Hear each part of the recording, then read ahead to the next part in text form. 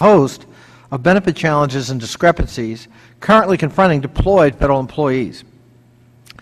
Federal workers who serve our nation in combat areas of Iraq and Afghanistan and other war zones deserve assurance that the federal government has a uniform strategy in place to handle both pre- and post-deployment issues, no matter the employing agency.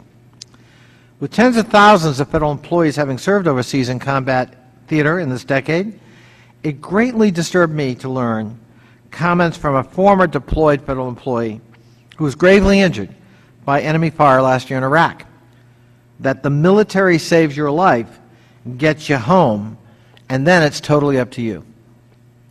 In addition to ensuring seamless medical care upon return and efficient and straightforward processing of workers' compensation claims, I believe federal agencies need to do more in support of these individuals stateside following their deployment in the areas of medical screening, mental health support services, and in dealing with their home and other agencies when filing for benefits and seeking treatment. Unlike their military counterparts, deployed federal employees do not operate within an established framework and often have to navigate bureaucratic hurdles to get their health care coverage unaided. Given the expanding role of federal civilian employees in support of ongoing military operations and statecraft endeavors, agencies are in a position of needing to recruit federal workers who are willing to serve in hostile environments. As a result, addressing pay inconsistencies, leave flexibilities, and holes in post-deployment medical care and workers' compensation are key to guaranteeing such an abundant and dedicated workforce.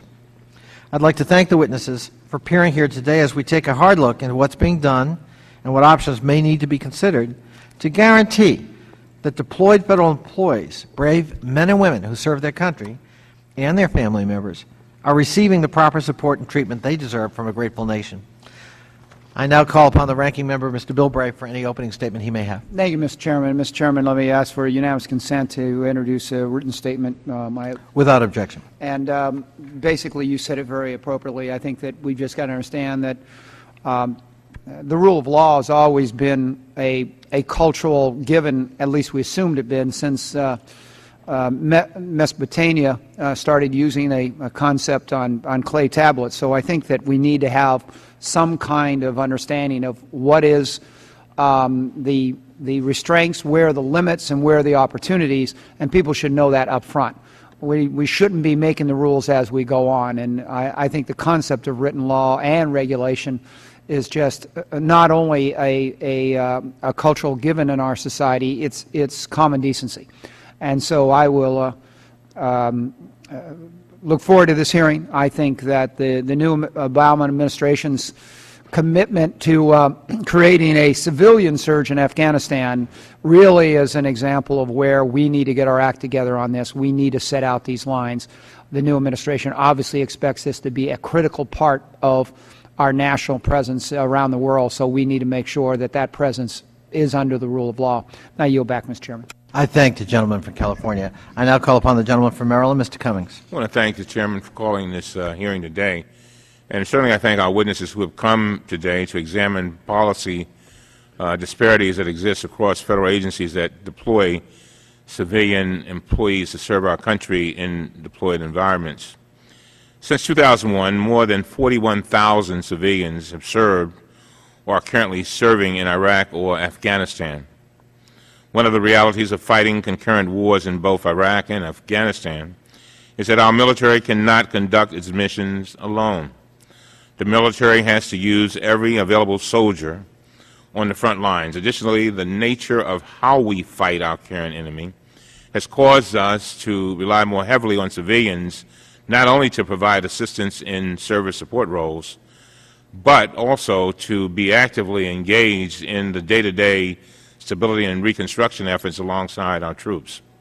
Rightfully, we go out of our way to ensure that our deployed military troops receive the proper medical and compensation benefits while they fight for our nation. Well, our deployed civilian population should be no different as they face dangerous situations also. Studies have found disparities with approving workers' compensation and post-deployment medical screening affecting benefits, Regardless of whether a deployed civilian originates from the Department of Defense, State Department, or the United States Agency for International Development, these volunteers are placed in harm's way and deserve equitable treatment when it comes to medical care, benefits, and compensation. DoD and State already have the infrastructure to provide medical care while civilians are deployed in a theater of operations. But unlike the military, when our civilians return home, their medical wellness is forgotten. We mandate that the military complete post-deployment health assessments to identify symptoms related to post-traumatic stress disorder. Yet, DoD and State are the only agencies that require medical screening of civilians upon return from deployments. Therefore, we need to do a better job of communicating the policies that govern medical care, benefits, and compensation for our deployed civilians. As we have learned from casualty reports, there are numerous risks that a civilian accepts when he or she decides to work in a combat zone. It is no secret that money and benefits are lucrative enticements for agencies to attract individuals willing to deploy. As such, individuals should receive comparable compensation commensurate with their skill levels and the amount of risk involved in their daily functions. Finally, understanding that federal agencies operate under different pay systems, compensation packages will differ to a degree. But the Office of Personnel Management should provide overarching compensation and benefit policy for deployed civilians and the authorities given to the agencies for implementation. Given the course of our military, I do not foresee a change in the near future on our reliance of civilians on the battlefields. As we continue a whole-of-government approach to stabilizing and reconstructing other regions around the world, we must be creative in utilizing existing systems to meet our current challenges.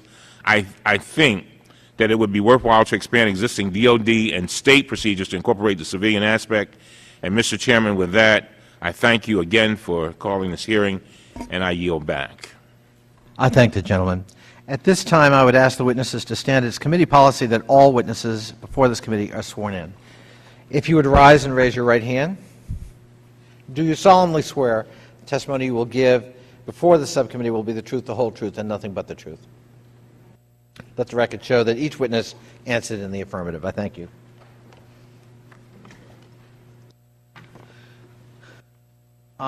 If I may give a brief introduction to our panelists. Brenda Farrell was appointed to serve as Director in GAO's Defense Capabilities and Management Team in April of 2007. She is responsible for military and civilian personnel issues, including those related to GAO's high-risk area personnel security clearances.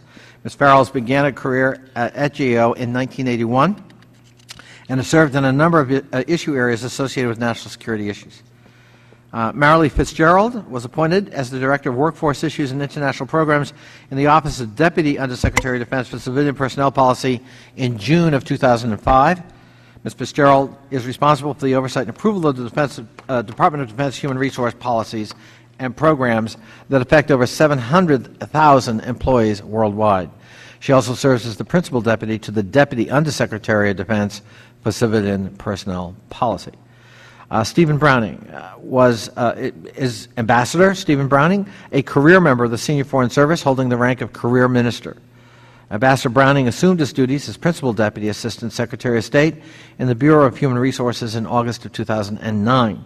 Most recently, Ambassador Browning served as Ambassador to the Republic of Uganda, which I happen to know is called the Oriental Republic of Uganda. Oh, no, I'm sorry, that's Uganda, mixing it up with Uruguay.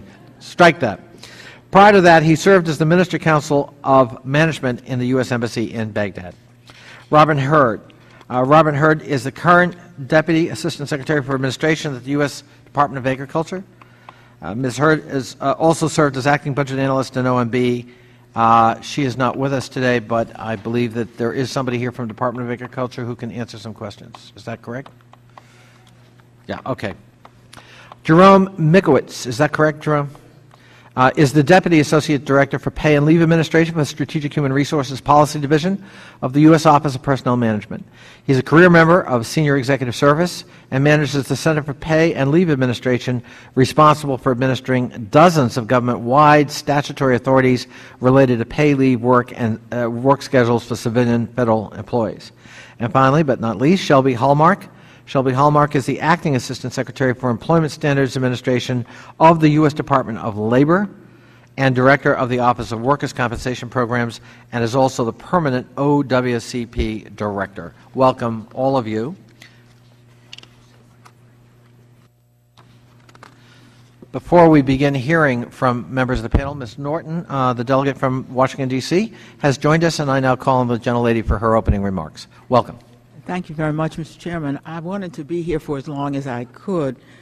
This subcommittee has done an excellent job of taking care of federal employees at home, but our own work indicates that we've not been nearly, the Congress at least, has not been nearly as vigilant when we deploy, yeah, that's the right word for it, civilian workers abroad. I have visited whenever I visit abroad. In fact, the first people we come in contact with are federal employees just like the ones who are our own constituents here, except there they are, far away from home, and more of them have been deployed to combat zones and serve under what can only be called, Mr. Chairman, hardship posts.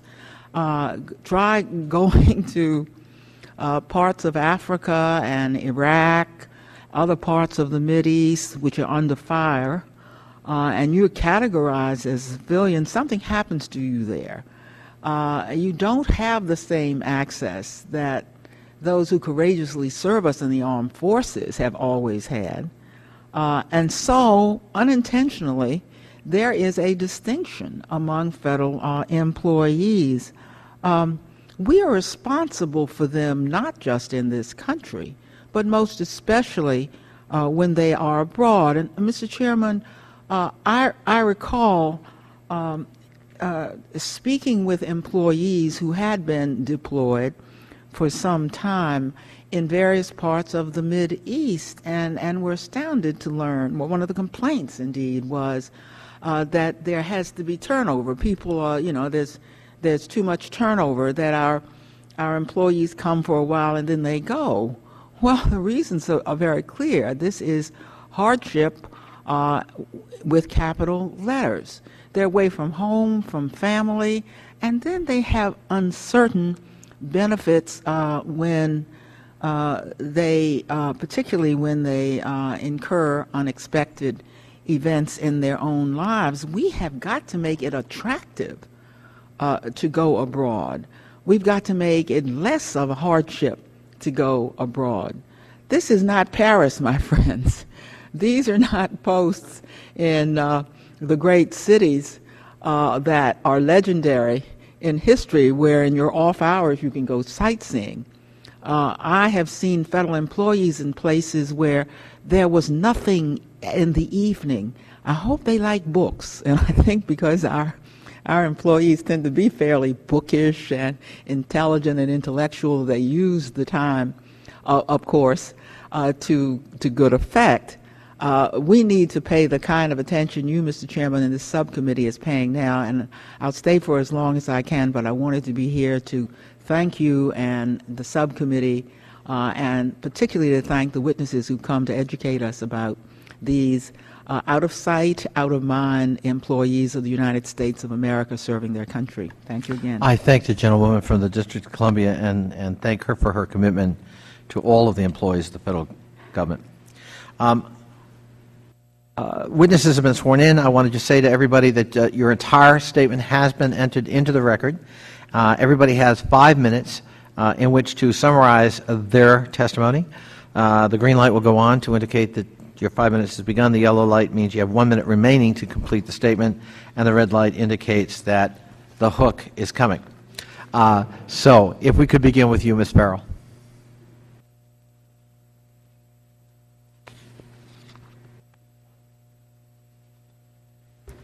I can project, but I think this will be better. Mr. Connolly, members of the subcommittee, thank you for the opportunity to discuss our recent report on actions needed to better track and provide timely and accurate compensation and medical benefits to deployed federal civilians. As DoD has expanded its involvement in overseas military operations, it has grown increasingly reliant on its federal civilian workforce to provide support in times of war or national emergency. Other federal agencies also play an important role in the stabilization and reconstruction of at-risk countries and regions consistent with a collaborative whole-of-government approach. Therefore, the need for attention to policies and benefits that affect the health and welfare of these individuals becomes increasingly significant. My main message today is that given the importance of the missions these civilians support and the potential dangers in the environments in which they work, federal agencies need to take additional actions to ensure that the compensation packages associated with such service are appropriate and comparable, and that these civilians receive all the compensation and benefits to which they are entitled. My written statement is divided into 3 parts. The first addresses compensation policies for deployed civilians. Although policies concerning compensation are generally comparable across the 6 selected agencies that we reviewed, we found some issues that affect the amount of compensation that they receive, depending upon such things as the pay system and the accuracy, timeliness, and completeness of the compensation. For example, 2 comparable civilian supervisors who deploy under different pay systems may receive different rates of overtime pay, because this rate is set by the employee's pay system and grade or band. In April 2008, a congressional committee asked OPM to develop a comprehensive benefits package for all deployed civilians and recommend enabling legislation if appropriate. At the time of our review, OPM had not done so. Also, implementation of some policies may not always be accurate or timely. For example, we estimate that about 40% of the deployed civilians we surveyed reported experiencing problems with compensation, including not receiving danger pay or receiving it late, in part because they were unaware of their eligibility or did not know where to seek assistance. The second part of my written statement addresses the medical benefits. We found some issues with policies related to medical care following deployment and with workers' compensation and post-deployment medical screenings that affect the benefits of deployed civilians. For example, while DoD allows its treatment facilities to care for non-DoD civilians following deployment, in some cases the circumstances are not always clearly defined and some agencies were unaware of DoD's policy. Because DoD's policy is unclear, confusion exists within DoD and other agencies regarding civilians' eligibility for care at military treatment facilities. Thus, some civilians cannot benefit from the efforts DoD has undertaken in areas such as post-traumatic stress disorder. Also, civilians who deploy may be eligible for benefits through workers' compensation. Our analysis of 188 such claims revealed some significant delays resulting in part from a lack of clarity about the documentation required. Without clear information on what documents to submit, applicants may continue to experience delays. Further, while DoD requires medical screenings of civilians before and after deployment, state requires screenings only before deployment. Prior GAO work has found documenting the medical condition of deployed personnel before and after deployment was critical to identifying medical conditions that may have resulted from deployments. The third part of my written statement addresses the identification and tracking of deployed civilians. Each of the selected 6 agencies included in our review provided us with a list of deployed civilians, but none had fully implemented policies to identify and track these civilians. DoD, for example, had procedures to identify and track civilians, but concluded that its guidance was not consistently implemented. While other agencies had some ability to identify and track civilians, some had to manually search their systems. Thus, agencies may lack critical information on the location and movement of personnel, which may hamper their ability to intervene promptly to address emerging medical issues. Mr. Connolly, that concludes my remarks. I'll be pleased to take questions when the committee so desires. Thank you so much. Ms. Fitzgerald. Thank you. Good afternoon, Mr. Connolly, Mr. Bilberry, Mr. Cummings, and Ms. Norton. I am here today representing the Secretary of Defense and all of our civilian employees who deploy to austere environments like Iraq and Afghanistan. On their behalf, let me thank you for your strong support of our programs and benefits that help compensate and provide incentives for our deployed workforce. The Department of Defense civilian employees play an integral role in supporting our military members around the globe in all types of operations. Since 2001, more than 41,000 civilians have served or are currently serving in direct support of our U.S. military operations, including 26,000 to Iraq and 7,900 to Afghanistan. We are proud of our brave men and women who have served. Their sacrifice, service, and experience are valued, respected, and recognized as career-enhancing. Regrettably, our workforce is not immune from the inherent risks of these missions. Some of our employees and their families have made the ultimate sacrifice for our country. For these brave, injured, and fallen civilians, for all their colleagues who have answered the call to serve, and for all those who will answer the call in the future, the Department is committed to ensuring that these employees have the highest level of support and care as may be needed to serve our noble mission. The Department has learned that the dynamic and asymmetric 21st century mission challenges require greater and more expeditionary capability within our workforce. In response to these expeditionary missions, the Department developed a new framework through which an appropriately sized subset of the Department of Defense civilian workforce is pre-identified to be organized, trained, and equipped in a manner that facilitates the use of their capabilities for these operational requirements. These employees are collectively known as the Civilian Expeditionary Workforce, or the CEW. We have learned that our employees volunteer for these types of assignments primarily because of a desire to serve our country, to witness the results on the ground, to make a difference, and to engage in this type of work. They believe it is an honor and a privilege to serve our country and to support our warfighters. And in return, they bring back broadened perspectives, critical experiences, and a deeper understanding of their role in support of our expanding missions. The men and women who answered this call are making a critical difference. Building a strong civilian expeditionary workforce, however, also requires promoting the right incentives and benefits to help combat the inherent risks of these missions. Thanks to the strong support from Congress, we have been able to offer many additional financial incentives. They certainly include the 35% danger pay allowance and 35% post differential, and allowances and benefits and gratuities comparable to those provided by the Foreign Service. That benefit was offered to all federal civilian employees. They include such benefits as enhanced death gratuity, travel, home leave, emergency visitation travel, and rest and recuperation trips. Our DoD civilians singled out the authorized R&R trips and the Foreign Service benefits as particularly critical to maintaining a level of effectiveness during these extended months of employment.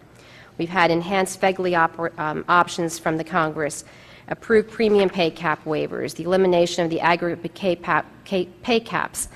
This incentive permits our deployed civilians to maximize their earning power in the year in which they are serving. In these economic times, this incentive has been most valued and appreciated.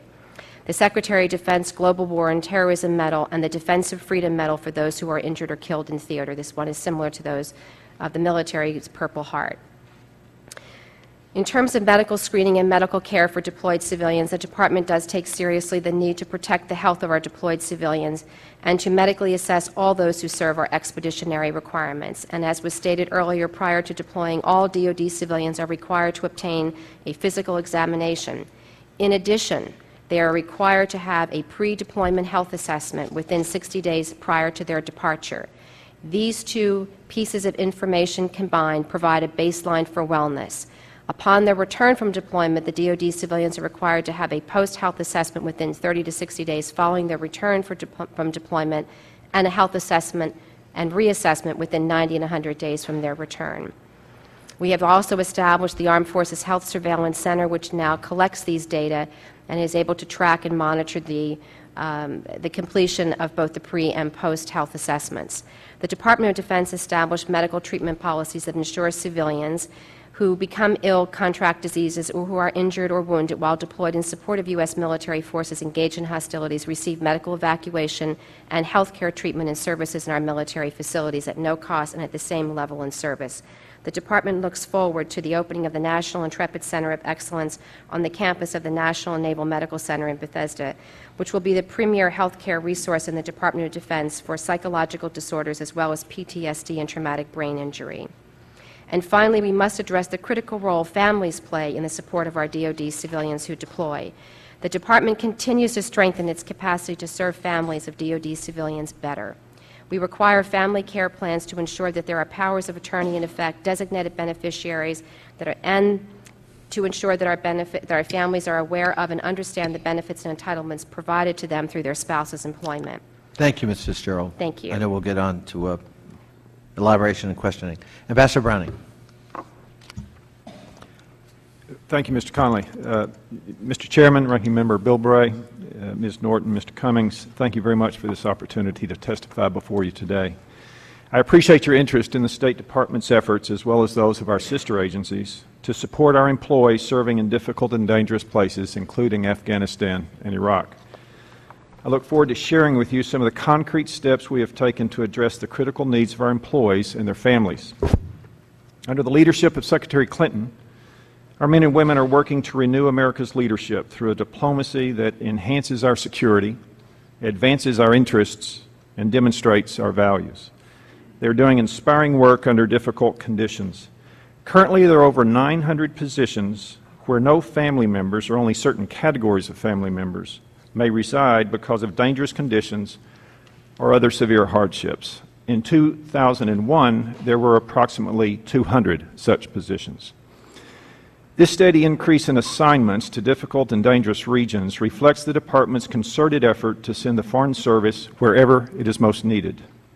Our men and women are answering the nation's call to service and putting their lives at risk for the American people.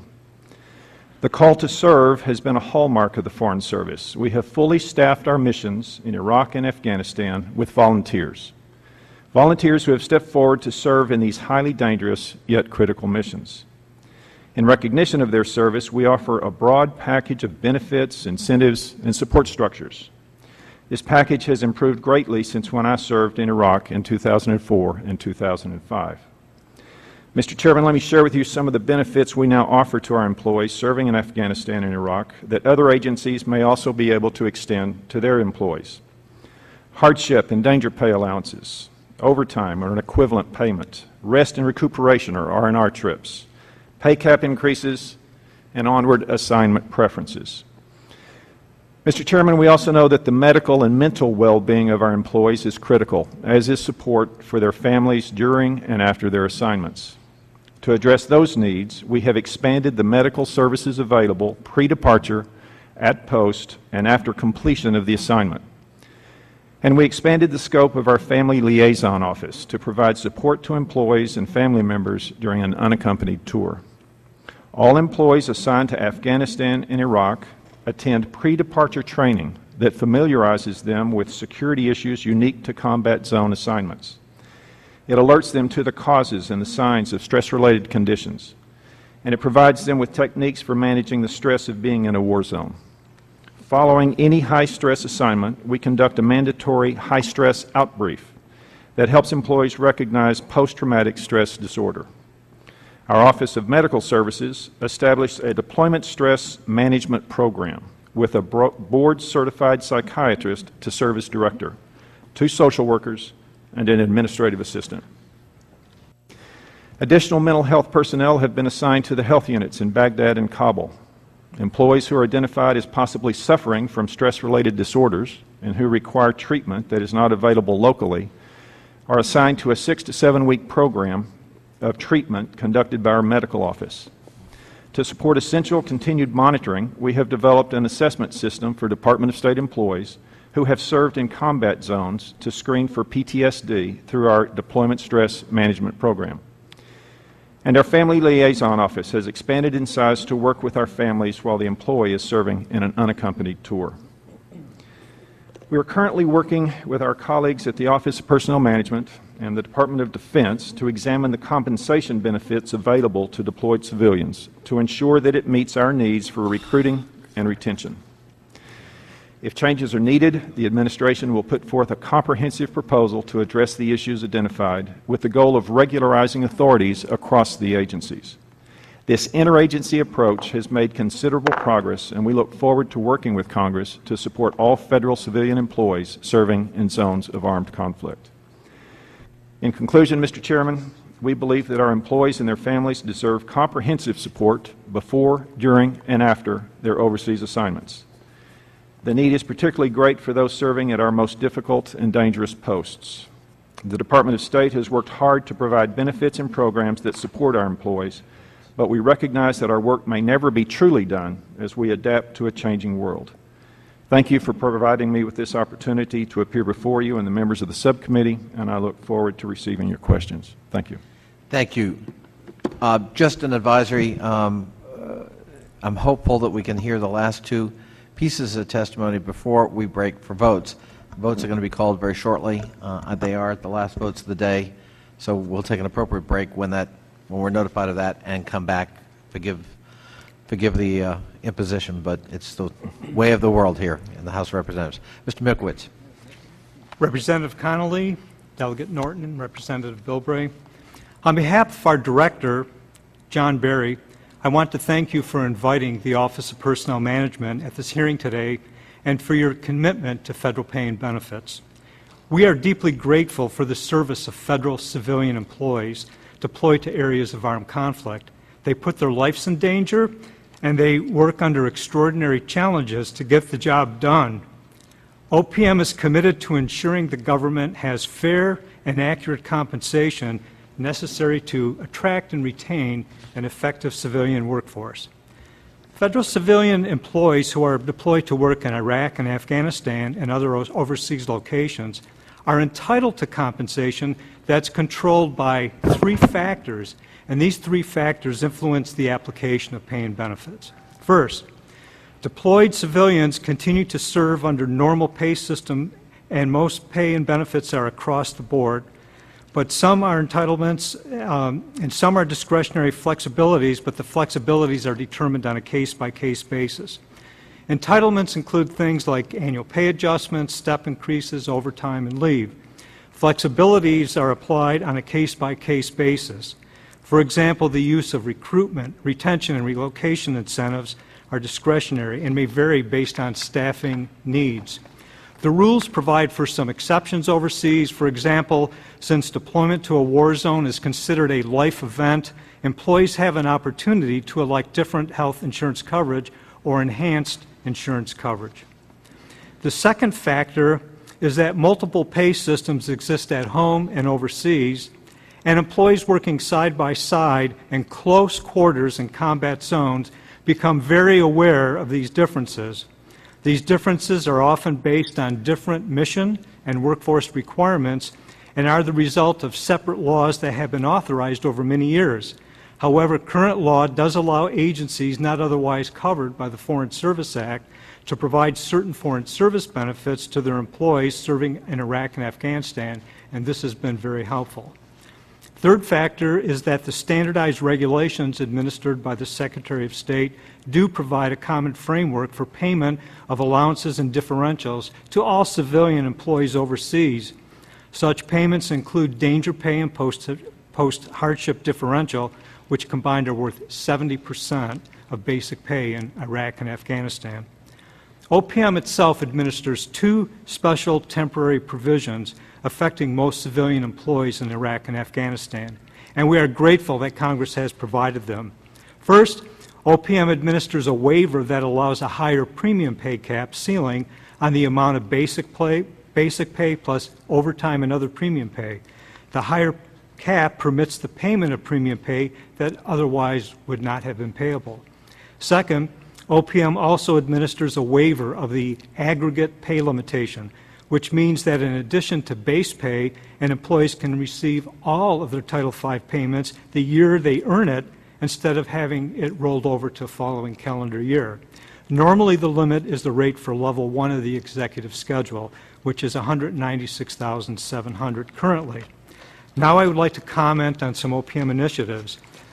In June 2008, we issued a memorandum to agency chief human capital officers describing the existing pay and benefits available to civilian employees working in combat zones. OPM strongly urged federal agencies to become informed of and to take full advantage of those authorities. In September 2008, OPM wrote to the Committees on Armed Services in the House and Senate concerning the National Defense Authorization Act. OPM supported providing appropriate benefits to employees in combat zones and the extension of existing temporary authorities. We continue to work collaboratively with DoD and state and other agencies to determine how we can provide better and more consistent pay and benefits, and this is a work in progress. So in conclusion, for the changes that we find are needed, the administration will put forth a comprehensive proposal to address the issues identified. We believe that the outcome of this process will also help assure greater consistency in the compensation of deployed civilians. We want to do all we can to ensure that the civilian employees who put their lives on the line for American people are appropriately rewarded and supported by the federal government as their employer.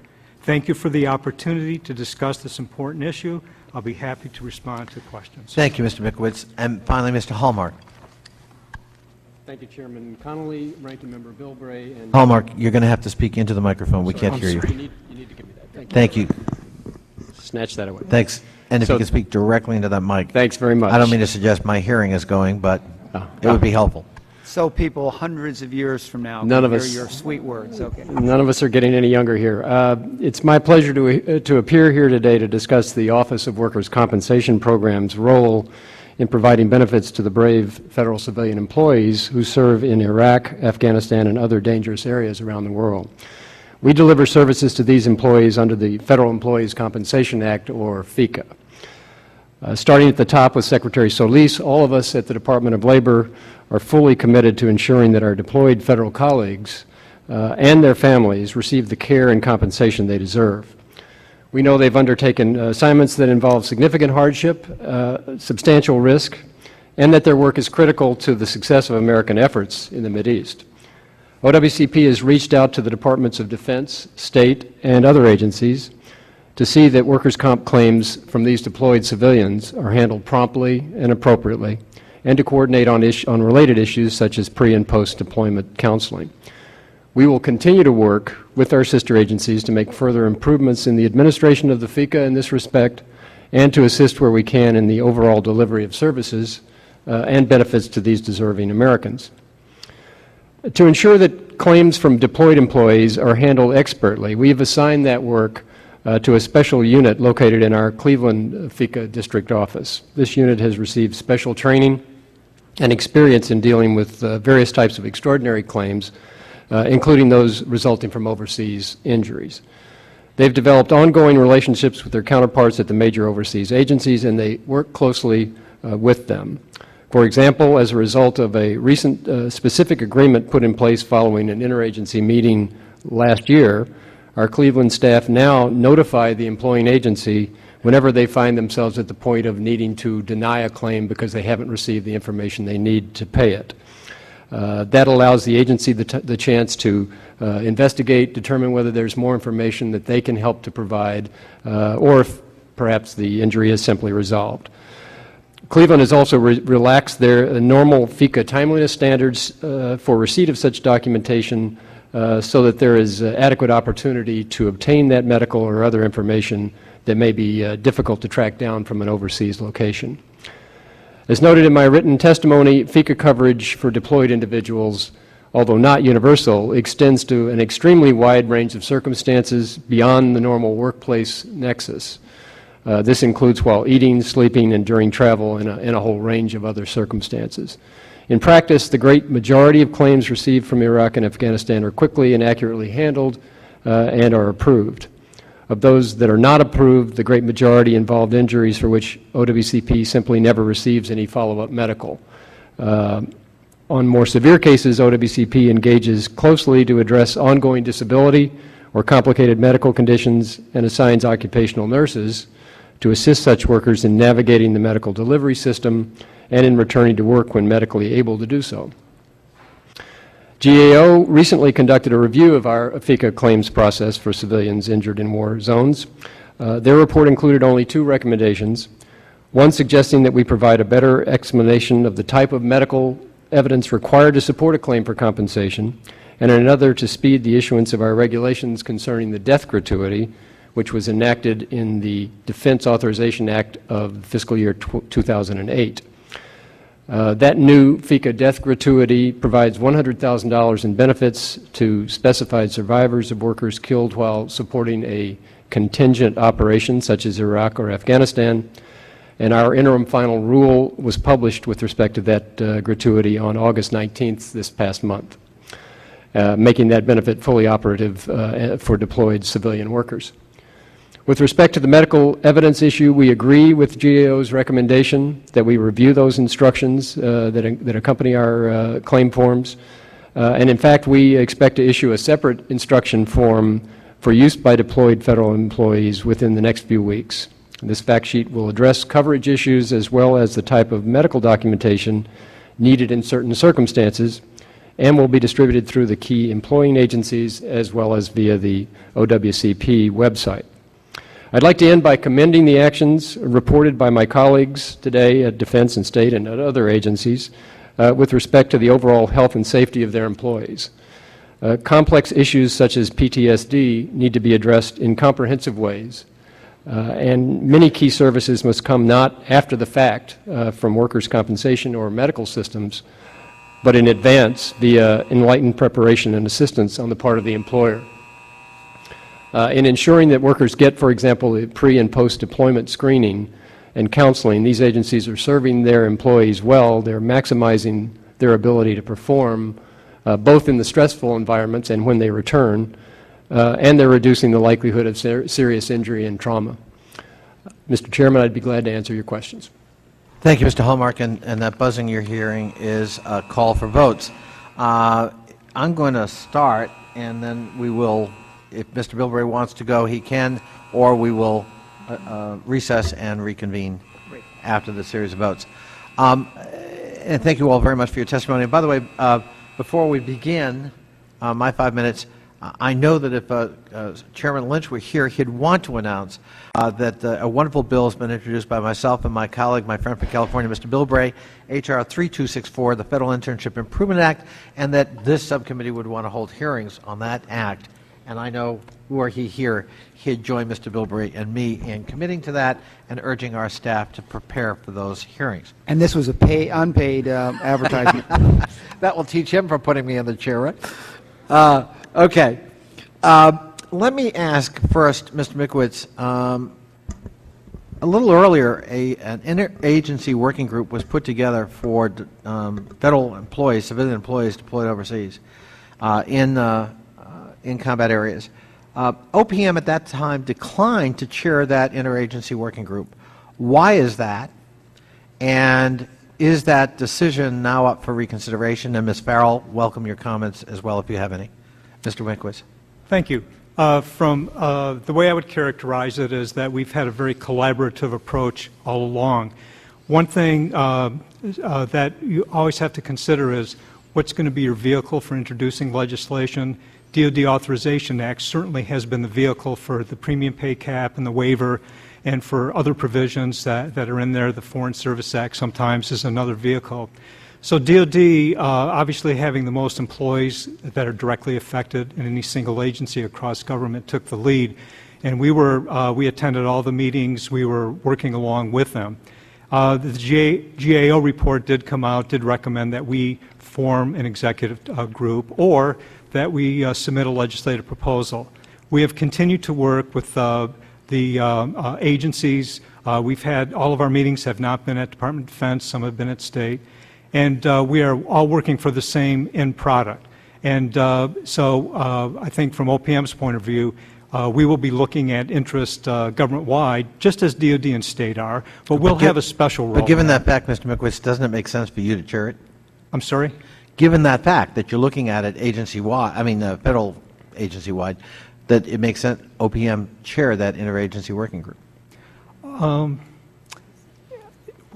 would say OPM needs to have a leadership role, and we will do that. We'll vet proposals with the agencies. Some of our proposals might be guidance, but if there's a legislative proposal, obviously we work with OMB, and all agencies get a chance. Thank you. Ms. Farrell. Thank you, Mr. Connolly. Our report had 10 recommendations, and the first recommendation was directed at OPM to lead such a comprehensive review as requested last year by the Oversight and Investigations Subcommittee of the House Armed Services Committee to determine if legislative changes were needed. And we don't want to not give credit to OPM, and especially with DOD, for the meetings that they have had to try to organize such a review, but we do think it's time for OPM to step up and have the leadership role. As you may know, Strategic Human Capital Management has been on GAO's high-risk list since 2001, and it has remained on that list. As our most recent list was January 2009, where we noted that leadership was needed in this area of human capital reform to make sure that there was a level playing field. And there's much concern about the number of pay systems that we're talking about today that often result in differences in the amount of pay or what pay one receives. And this is a responsibility of OPM where they could step up and show the leadership role. Thank you. Ms. Yes. Fitzgerald. Yes, I'd like to add to this. I think the spirit of that recommendation is now in full play, because OPM, Department of State, and the Department of Defense are coming together, and including OMB actually, jointly. It's almost a triumvirate of leadership. So I think your concerns about having OPM in the lead have been addressed through this interagency working group. They're working as full partners, full leaders in this, and issues such as the disparities in pay systems are being addressed through the proposals that we'll be sending to Congress. Thank you. Let me ask again, Mr. Mikowitz and Ms. Farrell, and we're probably going to have to break after this. Increasingly, we're using term-limited employees known as 3161 employees. One of the concerns I would have, and I think the subcommittee would have, is with the best of intentions, what happens to those folks should they suffer a medical condition in the service of the country, and or should PTSD, post-traumatic stress syndrome, somehow occur or make itself manifest long after the 5-year term is over. We know that if you were in the military, we'd deal with that. But if you're a limited term employee or 3161, presumably we would not, unless there are special provisions for that. So I wonder if you'd comment on that. Well, I can say that that's one of the issues we're looking at. GAO did start with post and or pre and post deployment assessments, but obviously there's traumatic injury and other benefits, and those are on the table for discussions. We just haven't reached an administration position yet, but we are concerned. Again, this is one of our recommendations. Much is to be learned from DOD in this area of how they have tracked their military personnel and conducted the pre and post and now the reassessments after deployment. It's a lessons learned, I think, from DOD of what should be with the civilians, because as we noted in our statement, many of the civilians do not have assessments after deployment, and as you mentioned, post-traumatic stress disorder often shows up 6 months after they return. We're going to have to vote, and we have 5 votes. The first one is a 15-minute vote. That's the one right now. And then there are 4 5-minute votes, presuming that's it, and hopefully that's it for the day in terms of votes. So bear with us. It's going to be about, I'd say, maybe sometime quarter after, roughly, if you can hang in there with us, because I think there's a lot more we'd like to get to and talk to. Forgive the interruption, but it's, as I said, the nature of the beast here. I appreciate your indulgence. Obviously, one of the things we're going to want to talk about is the unevenness of how we're treating men and women who serve overseas, and what services are allowed and what services are made available by sufferance, and what, if any, changes we ought to make to try to move more toward a uniform policy and make sure that quality services are available to our men and women who serve overseas. I also want to get back to the problem of time lags on claims and complaints. Before you go, though, I just might note that if the 3161 employees you were just referring to are, I believe, federal employees, so they have FECA coverage regardless of the limitation of their appointment, and that coverage would continue in perpetuity for the latent diseases such as PTSD. Okay. We'll come back. This hearing is in recess until our votes are over and we recall the hearing. Thank you.